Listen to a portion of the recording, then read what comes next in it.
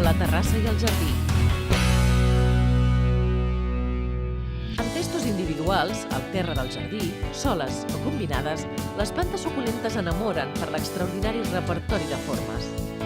A més, necessiten molt poca aigua i atencions i s'adapten perfectament a la calor de l'estiu. Els testos combinats de plantes suculentes són un clàssic que no passa mai de moda i es poden utilitzar tota mena de recipients plans. Si preferiu testos individuals, hauran de ser molt petits, perquè a les suculentes els agrada estar estretes. La terracota és el material ideal per a cultivar-les. La seva porositat afavoreix l'eliminació de l'excés d'aigua que els és tan perjudicial. Com que no totes les plantes suculentes viuen bé a l'aire lliure, moltes són molt sensibles a les glaçades i al fred, us recomanem escollir-les a la secció de plantes d'exterior del centre de jardineria. Allà us recomanaran les que s'adapten millor al clima de la vostra zona i us indicaran si es poden exposar al sol o necessiten estar en un lloc en semiombra. Quines plantes suculentes es poden cultivar a l'aire lliure?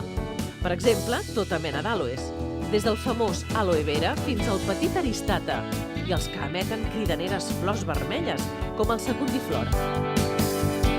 Les mexicanes echeveria es distingeixen per les rosetes de fulles arrodonides blavoses, verdes, liloses i fins i tot negres. Algunes llueixen puntes o marges rosats o vermells. Els aeonium, nadius de les Canàries, recorden petites palmeres per les seves rosetes, generalment verdes, bicolors amb groc i verd, verdes amb vores rosades, porpres o fins i tot negres. És sorprenent la diversitat de formes de les cràssules.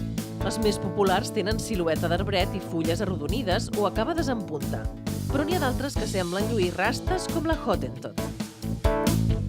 Les Haworthia recorden les àloes per la forma punxeguda de les fulles de les rosetes, però molt més petites i amb atractives textures. Necessiten un lloc lluminós, però fora del sol directe. També podeu cultivar calancoes a l'aire lliure sempre que els protegiu de les glaçades i del fred. Fixeu-vos en els que tenim aquí. En un d'ells, el fullatge és gris i apelfat. Alguns tenen grosses fulles planes i d'altres les tenen petites i de color coure. Mireu que és curiós aquest cotilador. Les seves fulles apelfades recorden gruixudes forquilles.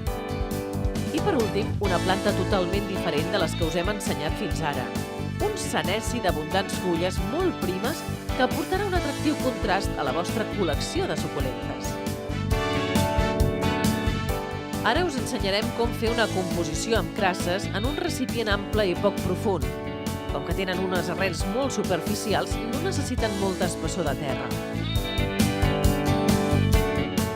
Extraieu les crasses dels testos amb molta cura, ja que les fulles i les tiges són molt fràgils.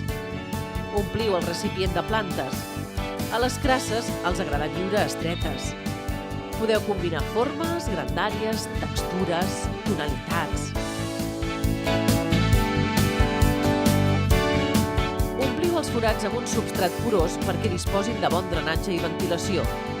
El més adequat és l'específic per a cactus i suculentes.